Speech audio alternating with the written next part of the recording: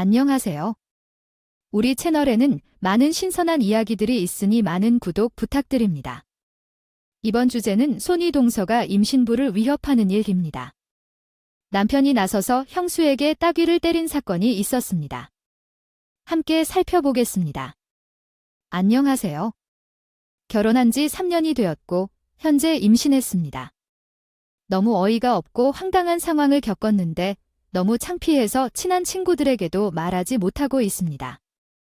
시아버지와 시어머니 앞에서 남편이 형수에게 따귀를 때렸습니다. 형수는 고소하겠다고 말했지만 마음대로 하라고 했습니다.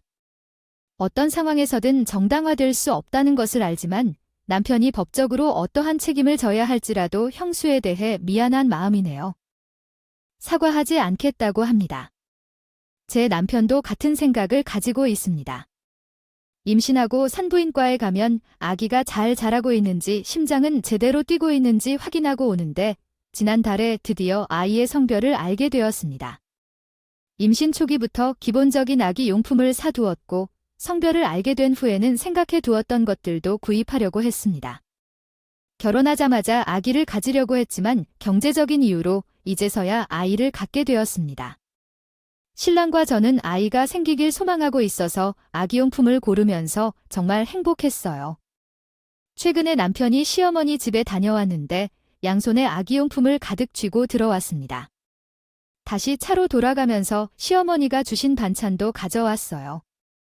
시어머니에게 전화를 걸어 반찬을 잘 먹겠다고 감사한다는 말씀을 전하고 여쭤보니 아기용품은 형님이 주신 것이라고 하셨다.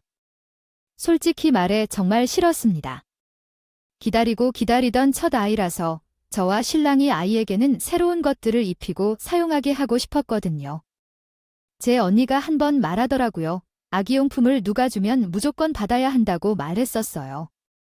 받아서 사용할 것만 사용하고 버린다면 용한 것들을 받게 될 수도 있다고 말이죠. 우선 형님에게 고맙다는 문자를 보낼 것이고 그러나 형님의 답장은 고맙긴 15만 원만 계좌로 넣어주면 될라는 내용이었다. 이것을 읽고 현기증이 날 정도로 깜짝 놀랐습니다. 제가 달라고 한 것도 아니고 저희는 나름대로 아기용품을 많이 준비해 놓았고 전부 새 것들로 해주고 싶었는데 두 돌 때 나이가 있는 형님이 본인 아기가 쓰던 물건을 저희에게 강요한 것 같은 생각만 들었습니다. 그래서 문자로 그럼 그냥 새 거 살게요. 나중에 시댁에 다시 갖다 놓을 거예요. 이렇게 보냈어요. 그랬더니 형님이 저에게 정이 없다나요. 본인도 물려받은 것이라고 하면서 그게 다 사람 사는 것이라고 하는데 너무 어이가 없어서 형님이랑 친하지도 않아요. 남편과 아주버님이랑도 그렇게 많이 친하게 지내는 형제간도 아니고요. 명절이나 무슨 일이 있을 때 보는 정도거든요. 형님은 평소 행동도 좀 얌체 같은 것 같아요. 행동하던 사람은 그 물건을 받고 돈을 주기도 싫었습니다. 아주버님의 첫째는 올해 입학했는데 남편을 만나기 전에 태어난 아이라 제가 뭘 도와주거나 하지는 못했지만 2살이 된 형님네의 둘째는 임신 소식을 알게 된 직후부터 제와 남편이 이것저것 많이 사주었어요. 그런데 되돌려주라는 말도 없이 쓰고 있던 물건을 강요당해서 정말 기분도 나쁘고 자존심도 상하고 뭐니 해도 마음이 복잡하다 느꼈어요.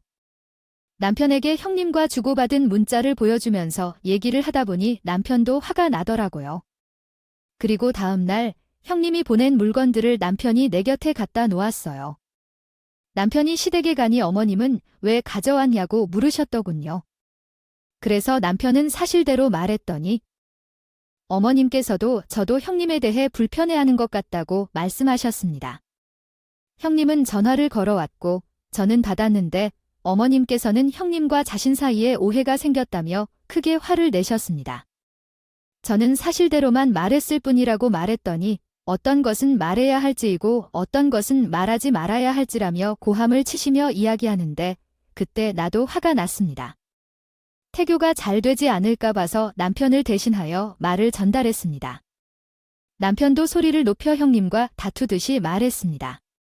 형님이 말한 것은 자신이 제시한 금액이 물건들에 비하면 매우 소액인데 그 돈을 왜 받지 않는지와 그것을 시어머니에게 이야기하면서 자신을 해쳤다는 것이었습니다.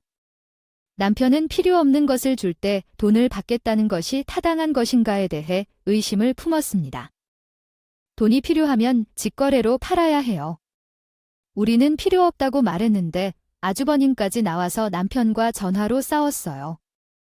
일이 커져서 마음이 편하지는 않았지만 아무리 생각해도 제가 남편이 뭘 잘못한 것은 아니라고 생각했습니다.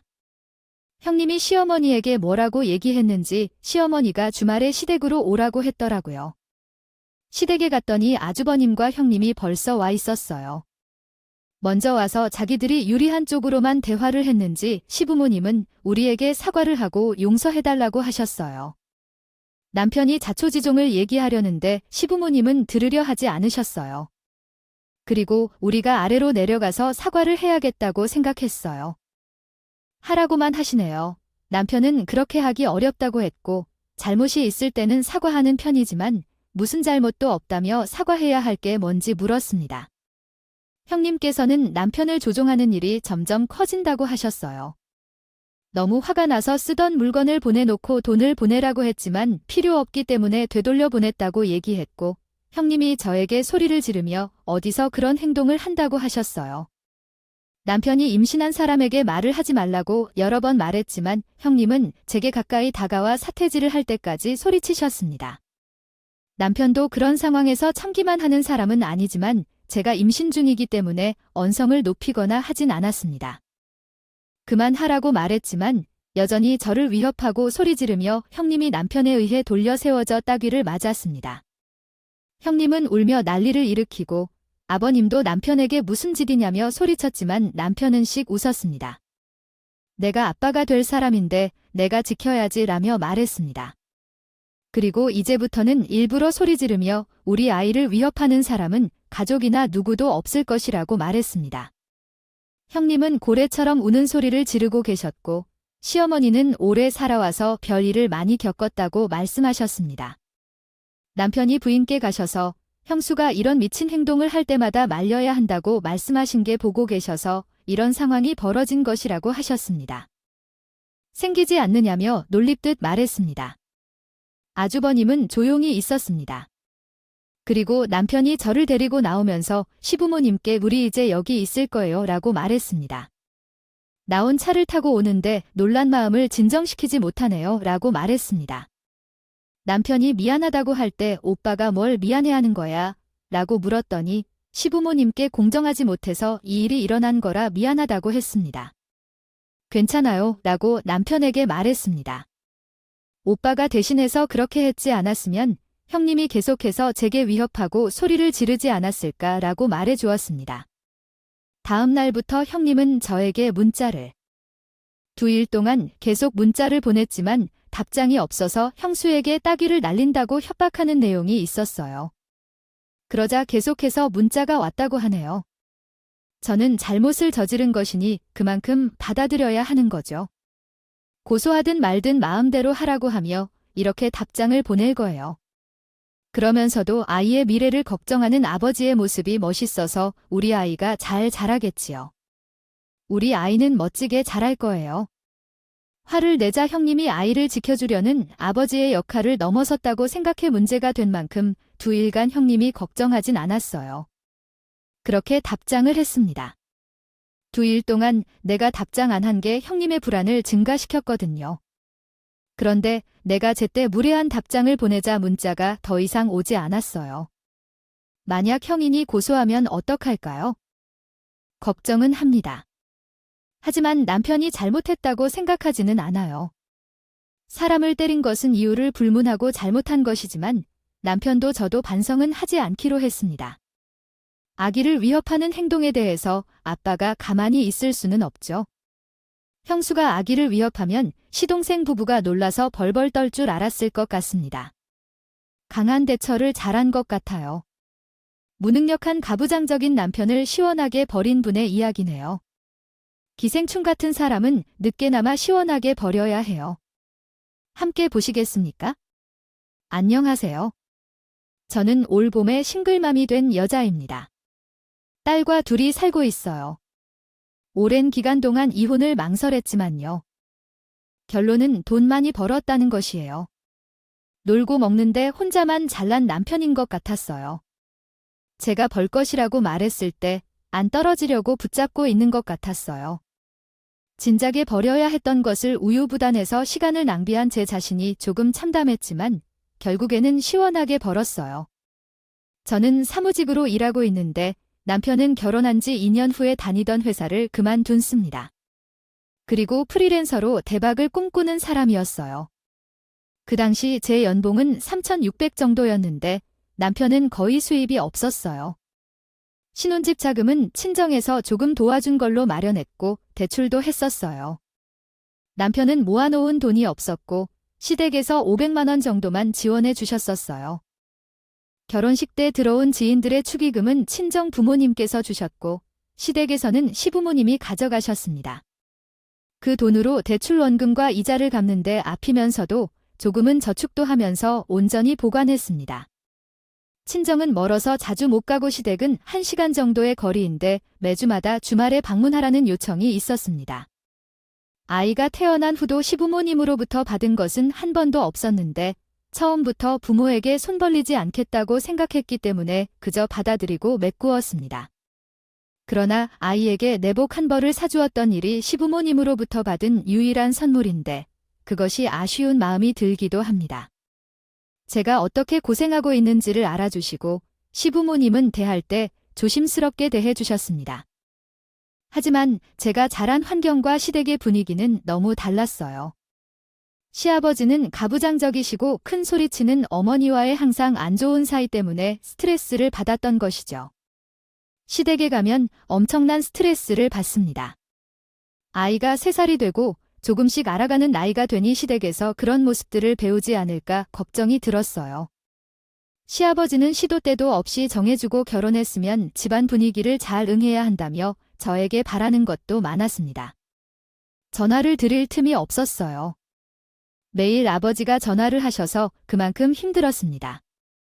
시댁에 가면 차례를 주시려 노력은 하시지만 저는 쉬고만 싶었어요. 양가에서는 시댁으로 가지 않을 마음만 있었습니다.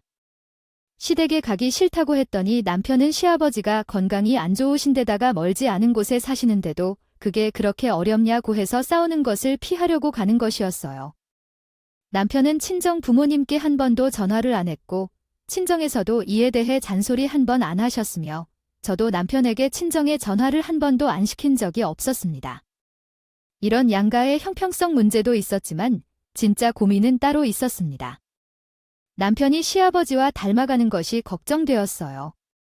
본인이 세상에서 가장 잘난 분, 자기만 맞고 모두를 훌륭히 다 알고 있는 사람이었습니다. 남편은 하늘이라는 뼈 있는 농담을 자주 했고 말다툼을 하면 상대방이 다 잘못했다고 생각했습니다. 제가 화를 내는 이유에 대해 언급했을 때 욕설을 풀어이고 물건을 밟는 과격한 행동과 끊임없이 따지는지에 대해 언급했습니다. 항상 생각 없이 말하는 사람이 되었다는 것이 저는 소심한 사람이자 이상한 성격을 지닌 사람으로 간주되기 때문이다. 그렇게 살면 안 된다고 말해주었지만 진짜 스트레스를 받았습니다. 결혼 생활을 하면서 모르는 사이에 자존감이 심하게 낮아졌습니다. 저는 외부에서 일을 하고 배우자는 집에서 집안일을 하는 것을 자연스럽게 생각했지만 남편은 집안일을 여성의 역할로 생각하는 경향이 있었나 봅니다.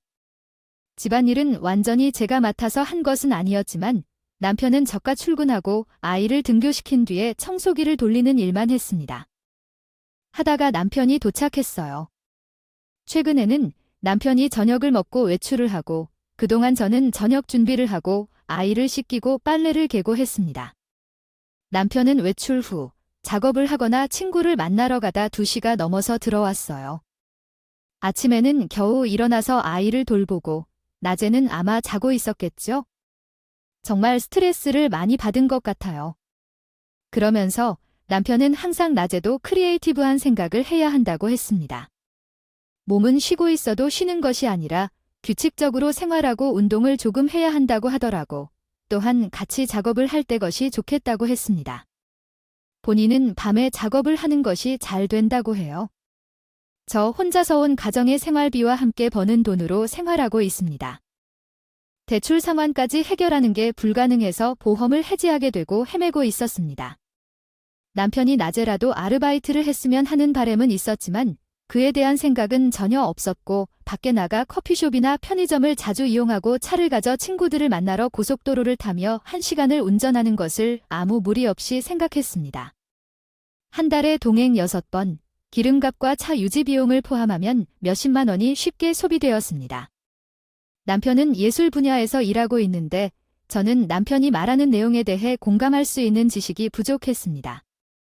남편이 오랜 이야기를 하면서도 어느 정도 이해하고 격려의 말을 해주면 좋았겠지만 제가 제대로 알아듣지 못했고 지친 삶으로 인해 남편의 이야기를 듣기 힘들었습니다.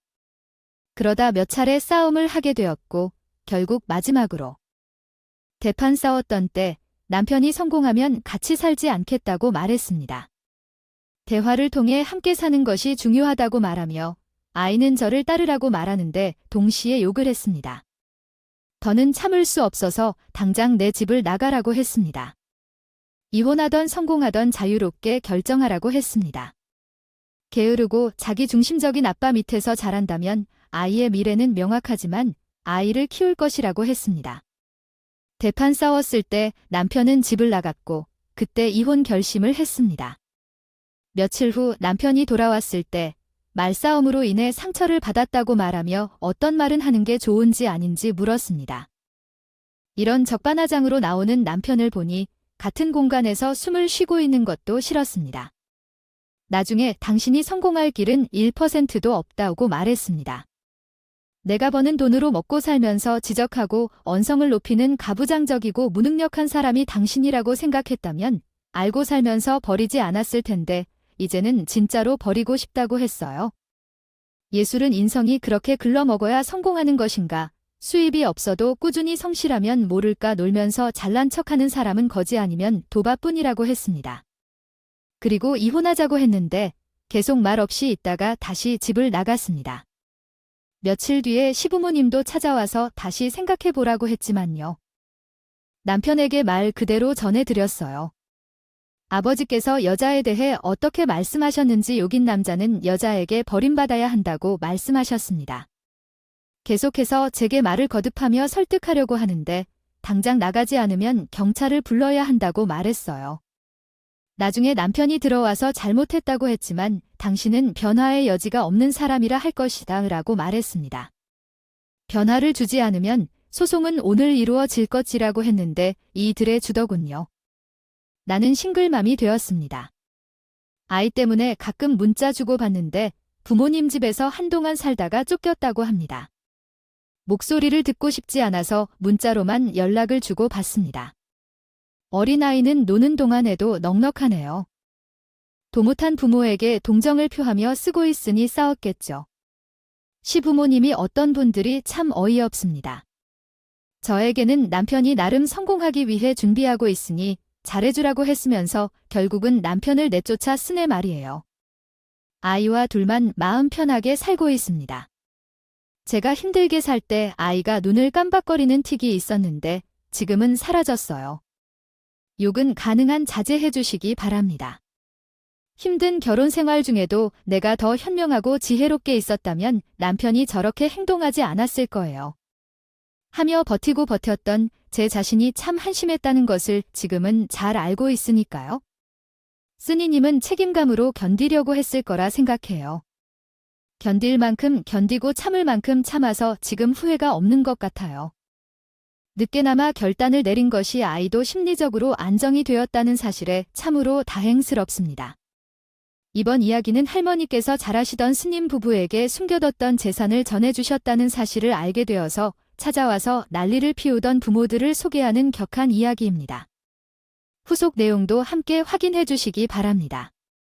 안녕하세요. 저는 이제 40살인 경기도에 사는 주부로서 아이 둘을 키우는 중입니다. 어째서 이런 일이 일어나게 된 것인지 참으로 알 수 없는 일이라 생각하고 있습니다. 과거 상황에 대해 간단히 설명드리겠습니다. 저희 남편과는 결혼한 지 15년이 되었습니다. 저희는 유학 시절에 만나게 되었고 당시 남편의 순수하고 착한 모습에 사로잡혀 결혼하게 되었습니다. 처음엔 소심해 보이던 남편이 생애 최고의 파트너가 되었습니다. 용기를 낸 것 같아서 나에게 먼저 사귀자고 하더군요. 유학 생활은 처음에는 설레고 기대도 했지만 음식이 입에 안 맞아 힘들고 외로웠어요. 그런데 그런 차에 남편과 서로 의지하며 유학 생활을 이어나갔습니다. 외국에서 대학을 졸업한 후에 우리나라로 돌아와서 만남을 이어나갔지만 시어머니가 제 인품에 반해 급하게 결혼하자고 조르셨어요. 제가 일을 시작한 지 얼마 안 된 남편은 부모님에게 손 벌리고 싶지 않다며 결혼은 천천히 해야 한다고 말했지만 시어머니는 예쁜 짓을 많이 해서 할아버지가 돌아가신다며 결혼하라고 말씀하셨어요. 어차피 결혼을 할 예정이었지만 그렇게 결혼을 앞당기게 되었네요. 처음에 시어머니를 방문하러 갔을 때부터 위화감을 느꼈습니다. 언덕에 아직 낡은 아파트에서 시조 부모님을 모신 시부모님도 아무 말 없이 계셨다. 아버님은 집에서만 술을 드신다는 이야기를 듣고 그들이 소박하게 살고 계시는 분들이라고 생각했습니다. 얼마나 훌륭하게 시부모님을 돌보시는지 아이로서 너무 멋있게 느껴졌고 항상 친절하시고 예쁘게 대해주셔서 고마웠습니다. 시부모님이 모두 아름다우시고 얼마나 인자하고 부드럽게 대해주시는지를 보고 제가 너무 감명을 받아 남편에게 결혼을 어떡하자고 조르게 되었습니다. 결혼한 뒤 시댁에 들러 사정을 알게 되니 놀라운 일들의 연속이었죠. 남편 친구들이 연애할 때 남편을 부러워하며 결혼하면 행복해질 것이라고 말했으나 결혼 생활은 쉽지 않았습니다. 5촌짜리 잡았을 테니 그때 뭐랄까 피가 어쩌니 뭐니 했겠구나 생각했죠. 하지만 알고 보니 시부모님께서는 땅도 상당히 보유하고 있으시고 대학 전철역 근처에 4층짜리 건물도 소유하고 계셨다더군요. 어느 날 어머님이 어디 소생하신 이야기 하실 때 어떻게 저만큼 부유해지셨는지 이해했어요. 시부모님께서는 어렸을 적에 남대문 시장에서 옷가게를 운영하셨다고 하더군요. 지금도 그 상점을 계속 운영하고 계시지만 다른 사업 분야를 이주하신다고 들었습니다. 남대문에서 옷가게를 운영하시면서 새벽까지 일하고 나서 아침에 집에 들어오시고 어머님이 가사를 모두 처리하시고 조금 자고 저녁에 다시 출근하셨다고 합니다. 일이 잘 풀려서 아버님은 옷 공장을 설립해서 그곳에서 남대문 시장에 어머님의 가게와 다른 가게로 옷을 공급하다가 남편은 어린 시절인 70, 80년대에 부모님께서 돈을 많이 벌었다고 생각해요. 돈을 벌어서 어머님과 아버님은 잠을 거의 못 자시고 식사를 할 시간도 없으셨어요. 어머님께서는 너무 행복했다는 말씀을 하셨었죠. 부모님이 일로 바쁘게 일하시는 동안 남편과 제 동생은 할머님이 돌봐주셨어요. 어머님이 말씀하신 대로 부모님들이 그렇게 힘들게 일하시고 할머님이 저희를 돌봐주셔서 일할 수 있었기 때문에 우리 가족은 돈을 모을 수 있었고 할머님과 할아버님께 감사한 마음을 자주 표현하셨습니다. 그런데 할머님들께서는 저희 어머님에게 꽤나 시자 짓을 하셨던 것 같아요. 어머님이 누구 흉을 보는 분이 아니신 것 같아요. 잘은 모르겠지만 언젠가 한번 할머님 앞에서 고모님들에 대해 얘기하다가 걔년들이 진짜라고 하신 적이 있는데 어머님이 이런 욕을 하신다는 사실이 정말 놀랍기도 하고 어머님이 그렇게 말씀하실 정도라면 부모님들의 행동이 어땠는지 짐작이 가더라고요. 우리 어머님 같은 분에게 고모님들이 십자 짓을 하면 안 되죠. 시부모님을 모시고 장사하며 집안을 일으킨 며느리인데 그렇게 잘 사신 분이라서 질투가 나서 공덕님들이 오히려 더 그렇게 못됐을까요? 돈을 많이 벌면서도 아버님과 어머님은 돈을 모으기만 한다면요. 하셨나 봐요. 돈을 쓸 시간도 없으셨나 봐요. 모르겠어요. 제가 결혼한 후 2년 뒤에 증조부에게 알아본 이미 돌아가셨는데 할아버님의 장례를 치른 이후에 고모님들과는 지금까지 왕래가 없습니다. 근데 진짜 화가 나는 일을 남편에게 얘기했습니다. 제가 재산 욕심 때문이 아니에요. 오해는 말아주세요. 남편이 어릴 때 살던 시조부모님의 집은 서울 변두리에 있는 단독주택이에요. 시조부모님은 돈을 많이 벌어서 건물도 사고 땅도 사고 아파트도 사서 아파트로 이사해서 살았었어요. 할아버님이 항상 말씀하셨다고 저희 시조부모님이 할머님과 할아버님을 모셔서 쓰신다고 그 단독주택은 저희 시부모님과 함께 있어 그것을 말씀하셨다고 하셨어요. 그런데 실제로 시할아버님이 돌아가시기 전에 아버님께서는 그 집을 제공하지 않으셨고 부모님들께서는 나눠서 갖고 있었다고 합니다. 고모님들은 집에서 어떤 일이 일어나고 있는지 알고 그 집을 가져가야 한다고 생각합니까? 제가 욕심이 생겨서 그런 것이 아닌 것 같습니다. 당황스러워하는데 자기 오빠가 잘 사는 것이 마음 아프고 새언니가 돈을 잘 벌고 부모님도 잘 도우면 감사해야 하는데 질투와 부러움이 생기는 것 같습니다. 부디 이해해 주세요. 시부모님께서는 없이 사신 딸들이 스스로 일처리를 해내는데 할아버님이 그 결정을 내린 것이겠죠 하며 그 맛이 적습니다. 이런 고문들은 그 집을 받아가고 있는 할머님을 홀로 남기고 힘들어하는데 여태까지 10년 이상이 되어도 한 번도 찾아오지 않았습니다. 그리고 약 2년 전 할머니께서 노약하셔서 요양원에 입소하게 되었어요. 시아버지, 할머니 모시기 힘이 들면 저가 모시겠다고 했는데 그때 제가 울며 반대했었죠. 결혼 전부터 할머니를 아끼시던 분이셔서 요양원을 가시는 것보다는 비용을 지불하여 간병인을 고용하시는 게 더 좋겠다고 시부모님에게 말씀드렸습니다. 이렇게 할 경우 제가 아이들을 돌봐야 하면서 직장에 다니는 것도 힘들 것이라고 이야기했더니 시부모님은 할머님을 요양원에 보내기로 결정하셨어요. 저도 할머님을 정말 좋아하지만 어릴 적에 제 부모님은 일하느라 정신이 없으셨고 결국 할머니 손에서 자라던 남편은 어떻게 해야 할지 모르겠어요. 할머님이 요양원에 입소하고 나서부터 상황이 너무 복잡해지기 시작했어요. 특별한 일이 없을 때마다 주말마다 남편과 함께 요양원을 방문해서 할머니를 만납니다. 할머니는 걷기가 불편하지만 정신은 매우 맑아서 우리가 방문하면 기쁘해 하십니다. 우리 아이들도 주말마다 자주 함께 가곤 합니다. 할머니를 그렇게 찾아뵈어 올 수 있는 행복을 느끼면서 방문했었는데 어느 날 남편과 함께 할머니께서 우리에게 놀라운 이야기를 해주셨습니다. 예전에 살던 단독주택은 할아버지의 이름으로 되어 있었고 잠원동 아파트는 할머니의 이름으로 등기가 되어 있다는 말씀이었습니다. 그 아파트를 남편이 상속받아야 한다는 얘기였습니다. 부모님도 추가적인 정보를 알고 있었다고 하셨습니다. 할머니가 말씀하신 것처럼 아버님과 협의해야 할 때입니다. 할머니가 아파트를 주시는 것에 대해서는 할머니가 싫어하신다는 점을 이해하셔야 합니다. 시동생이 결혼 후에 시부모님 집을 잘 찾지 않았고 요양원을 찾아오신 적도 없다는 점을 감안해야 합니다. 이러한 중요한 사안에 대해서 남편 혼자 결정하지 않고 아버님과 상의하여 결정하는 것이 적절하다고 생각합니다. 할머니께 다시 이야기하면서 할머니와의 의견을 조율해야 할 것입니다. 혹시 할머니와 아버님의 세금 문제에 대한 언급도 있었습니다. 주라고 했더니 그렇게 하겠다고 했다고 하시는 거예요? 이제 남편이 아버님께 전화를 드렸더니 할머님이 말씀하셨대로 하라고 하셨대요. 할머님이 저희를 예쁘게 대해주셔서 자주 만나는 것뿐인데 이렇게 큰 재산을 받아도 되나 하는 생각에 좀 떨리더라고요. 그야말로 평범한 직장을 가진 남편이 로또에 당첨된 것 같아요. 잠원동이 어디에 있는 동네인지 몰랐었는데 강남 쪽에 있다고 하더군요. 그러나 평수가 작더라도 한두 푼이겠죠. 거기에다 자녀도 아닌 손주에게 증여하는 거면 세금도 한두 푼이 아닐 것이고요. 근데 아버님이 내주식에 대해 이야기하시는 것까지 우리는 정말 놀랐어요.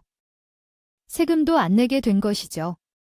할머님과 시부모님이 뜻이 그렇다니 그냥 감사히 받자고 남편이 얘기하더라고요. 한 달여 정도의 절차를 밟아서 우리는 할머님이 주신 아파트를 받았습니다. 근데 우리 시에 사시는 고모님들은 참 무섭더군요. 할머님 아파트를 우리가 받은 사실은 어떻게 알았는지 할아버님이 돌아가시고 10년 넘게 연락이 없었던 분들이 할머님을 찾아서 요양원에 오셨다고 합니다. 고모님들은 울며불며 욕을 퍼붓지 않고 그 아파트를 손자에게 주었다고 난리를 치지요. 직원이 바로 와서 보시라고 아버님께 전화가 와서 시부모님이 가보셨더니군요. 시부모님은 고모님들을 내쫓고 가셨어요. 아버지가 오신다고 늦게 알게 된 후 얼마 후에 남편과 함께 요양원에 할머니를 보러 갔는데 고모님들이 갑자기 찾아와서 난리를 쳤습니다. 이때 무서워서 아버님께 전화했는데 고모님들이 할머니에 대해 아파트에 대해서 말하며 자식들도 아니냐며 난리를 치더군요. 이 상황에 정말 어이가 없었습니다. 예전부터 시어머니를 모시며 자례와 집안을 일으키는 우리 시어머니를 그렇게 괴롭히다가 할아버님께서 돌아가시면서 자기들이 단독주택을 나눠 가지며 아무런 연락도 없는 10년이 지나 찾아와서 자기들에게 주지 않았다며 서운해하는 행동이 불량하다고 생각했습니다. 얘기하니요. 할머님이 고문들에게 욕을 하시면서 딸년들 없는 셈치며 이 다신 찾아오지 말라고 하셨습니다. 요양원에 계시던 다른 어르신들도 부모님들에게 낯짝도 두껍다고 한마디씩 하시며 고모님들은 남편에게 갑자기 네가 뭐라고 꼬드겨서 할머님의 재산을 가져갔냐고 소리를 졌었죠. 남편은 의외로 의연하게 대답하여 고모들이 재산에 욕심이나 있었지 할아버지와 할머니에 관심이나 있었어요. 내가 결혼하고 할머니를 잘 모셔주어 받은 거예요. 할머니가 돌아가시고 나면 고모들이랑 재산을 나눠 가져야 한다는 것이 안 될 일이라고 하면서 나에게 주셔 감사하게 받았어요. 왜냐하면 이렇게 말했었다. 부모의 재산은 자식들이 공평하게 나눠 가져야지. 이건 남편이 할머니를 협박하여 재산을 갈취한 것이라고 말했었는데 꿈은 여러분들이 계속 소리를 짓더군요. 할머니가 여러분들에게 아버지의 재산을 받은 이후로 더 이상 받을 것이 없는 걸 알고 10년 넘게 한 번도 찾아오지 않던 사람들이 이제 와서 낯두껍게 찾아와서 지랄을 떨고 나가라며 당장 나가서 다신 오지 말라고 하셨다. 옆에 계신 어떤 할아버지께서는 여러분들에게 그런 사람들은 삼천교육대를 보내야 한다고 말씀하시고 어떤 할머니는 그런 사람들은 지옥으로 가게 될 거라고 말씀하셨다. 그리고 요양보호사들이 와서는 여기서 계속 소란을 피우면 경찰을 부를 테니까 그래서 당장 나가라고 했다고 했었다. 남편은 함께 떠날 것을 말하는 것이었다. 엘리베이터까지 모두를 쫓아가면서 계속 얘기를 했습니다. 남편이 말했지요. 고모들이 옛날부터 우리 집이랑 차이나게 없이 살아서 할아버지가 그 집을 주셨고 할아버지의 삶은 이 모시고 산 우리 부모님의 고생은 고생대로 하고 고모들한테 괴롭힘을 당하며 살아왔다고 했습니다. 할아버지가 돌아가시면서 그 집의 고모들에게 아무 말씀을 안 하셨다고도 했죠. 그러니 결과적으로 할아버지 집을 고모들이 받은 것과 우리 부모님이 받은 것은 마찬가지라고 말했습니다. 하지만 불만을 모르고 고모들은 그런 형편으로도 거지 근성을 갖고 사니까 지금처럼 더 없이 사는 것이라고 남편이 말했습니다. 그리고 고모들이 그렇게 못된 것을 보니 괴롭게 생각했다고 했죠. 마침내 할머니가 하는 것은 평범하게 하는 행동일 뿐이라고 말했습니다. 착해 보여서 이런 복을 받은 것 같다며 고모들에게 고맙다고 해야 할 것 같다고 약을 오직 더라고요. 고모님들은 답답한지 가슴을 치며 궁시렁거리면서 엘리베이터를 탔습니다. 그러다 고모들이 가시고 잠시 뒤에 시부모님이 오셔서 있었던 일을 말씀드리고 집으로 돌아왔습니다. 집에 와서 남편에게 물어봤어요. 나 같으면 고모 같지도 않은 사람들에게는 욕부터 나갔을 것 같은데 뭐 그렇게 좋게 말하고 보낸 이었고요. 남편은 어릴 때 고모들이 신음짓을 어머님께 할 때 한 번 고모들에게 덤빈 적이 있었는데 어머님이 고모들한테 까불지 말라고 혼을 내셨다더군요. 남편도 그날 고모들에게 욕을 하고 싶었지만 아마도 어릴 적 그런 경험 때문에 자기가 그랬을 거라고 말하더라고요. 참 어머님이 인격자라는 생각이 들었습니다. 그런 일이 있고 나중에 할머님이 아버님께 말씀하셔서 할머님은 다른 요양원으로 이사하셨습니다. 할머님이 아버님께 고모들을 못 찾아오는 곳으로 가고 싶으시다고 하셨답니다. 주말에만 할머님을 찾아보는 것이 항상 죄송스럽고 그렇게 썼습니다. 이참에 남편과 함께 할머님의 아파트를 받은 것을 핑계로 우리가 할머님을 모시고 살겠다고 부모님께 말씀드려 볼 생각입니다. 집으로 오시는 요양보호사만 붙여주시면 아이들 일 때문에 제가 외출하기도 괜찮고 집에 있을 때는 말버디 되어드리고 하면 좋을 것 같습니다. 좋은 일인데요. 부모님께서 남편을 길을 도와주시고 우리 부부를 언제나 칭찬해 주셨던 것을 감사하게 생각합니다. 요양원에서 돌아가셔서 쉽게 두면 제가 큰 죄를 지은 것 같아 마음이 불편합니다. 시부모님은 남편과 저를 우격다짐하시더라도 계속해서 밀고 나갈 생각입니다. 제 이야기를 끝까지 들어주셔서 감사합니다. 남편과 나는 부부로 복을 받았습니다. 많은 분들께서 댓글로 사이다라고 말씀해 주셨습니다. 시부모님과 함께 복 받으시는 분들께 어떻게 감사 인사를 드려야 하는지 모르겠습니다. 여러분들의 압박 때문에 결국 할머님을 우리 집으로 데려왔습니다. 부모님은 저에게 아이들의 스케줄에 너희들이 움직여야 할 때인데 할머님을 어떻게 무엇이겠느냐고 하셨어요. 그래서 저는 대답했어요. 아버지 능력으로는 평생 어림도 없는 재산을 할머님이 주셨는데 우리가 할머님을 모시지 않으면 자녀들이 부끄러울 것 같아요. 그 뜻으로 말씀드린 건 아니었지만 시어머니는 얼굴이 빨개지면서 너희에게 부끄러움을 느낀다고 하셨어요. 그래서 그 말씀을 여러 차례 하셨습니다. 저도 울고 남편도 울고 자신있게 걱정 마세요 라고 큰 목소리로 말씀하셨지만 저도 기분이 나빠졌어요.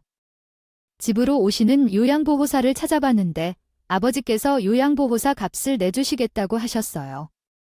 우리가 받을 돈이 얼마인지 알아서 처리하겠다고 했더니 너희들은 손을 일으켰어요. 그러나 당신은 아들이라는 이유로 그래야 마음이 편할 것 같다고 하셨습니다. 할머님이 우리 집으로 오신 날 남편이 제게 고맙다고 하며 오랫동안 울었어요. 어렸을 때 바쁘신 부모님 대신해서 돌봐주신 할머니와 함께 살게 된다며 집 나가 편안한 집으로 돌아온 기분이라고 말하는 남편을 보며 나도 눈물이 납니다. 할머님이 우리 집으로 오심에도 처음에는 적응하기 힘들었어요. 지금은 편안합니다. 할머님을 돌봐주시는 요양보호사분께서 정말 좋은 이모님이시라 많은 것을 배우고 있네요. 할머님을 잘 보살펴 드려야 한다고 생각해서 하나라도 더 신경 쓰려고 했지만 요양보호사분은 할머님이 할 수 있는 대로 하시도록 챙겨드리기로 했습니다. 내버려 두세요. 2시 되었거든요. 그 이모님이 말씀하신 대로 노인들은 최대한 움직여야 해서 직접 할 수 있는 일은 도와주지 말고 직접 해야 한다고 했어요. 아이들도 많이 달라진 것 같아요. 때때로 왕 할머니를 산책시켜 드려야 한다고 하면서 모시고 나가요.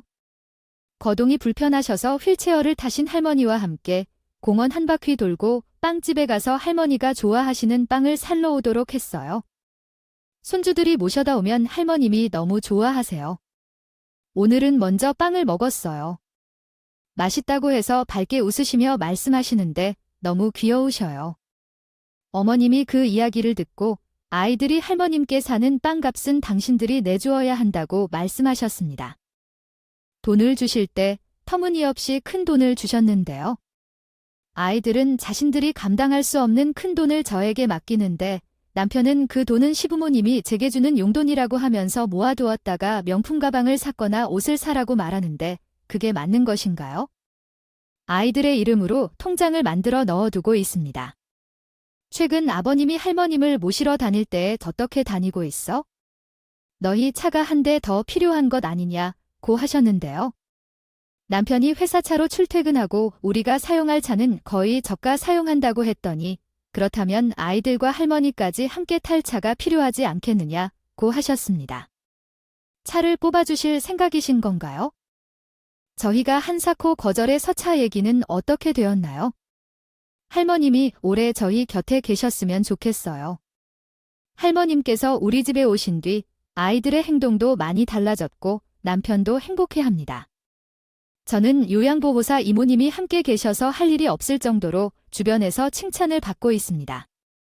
친부모님도 저를 칭찬해 주셔서 당신들이 딸을 잘 키웠나 보다고 하시는데 할머님께서 아파트를 선물해 주셔서 모셔왔다는 것이 조금 부끄러웠고요. 아, 너무 신기하고 귀여우신 할머님, 100세가 훨씬 넘어서 오래오래 사셨으면 좋겠습니다. 저희 가족에게 축복의 말씀을 해주신 분들께 어떻게 은혜를 갚아야 할지 모르겠네요.